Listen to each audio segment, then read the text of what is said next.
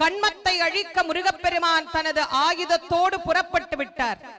எப்படி சிங்கமுகனின் கண்மம் அழிந்ததோ, அந்த சிங்கமுகன் அழிந்து தேவிக்கு சிங்கவாகனமாக பெற்றானோ, அதுபோல் நம்மிடத்திலே இருக்கக்கூடிய அத்தனை விதமான கண்மமும் அழிய வேண்டும் என்று வேண்டிக் கொள்ள வேண்டும். வெற்றிவேல் முருகனுக்கு, வீரவேல் முருகனுக்கு, ஞானவேல் முருகனுக்கு, சக்திவேல் முருகனுக்கு, செந்தில் நாதனுக்கு, ஜெயந்திநாதனுக்கு, சுப்பிரமணிய சுவாமிக்கு, செந்தூர் முருகனுக்கு, தணிகை நாதனுக்கு, பாலசுப்பிரமணியனுக்கு, வள்ளி மலாலனுக்கு, கார்த்திகேயனுக்கு, தண்டாயுதபாணிக்கு, சுவாமிநாத மூர்த்திக்கு, பழனிமலை ஆண்டவனுக்கு, திருத்தணிகை முருகனுக்கு, பழமுதிர்ச்சோலை பாலனுக்கு, திருப்பரங்குன்றம் முருகனுக்கு, சுவாமிமலை நாதனுக்கு, இதோ சிங்கமுகனின் சங்கத்தலை வீழ்ந்து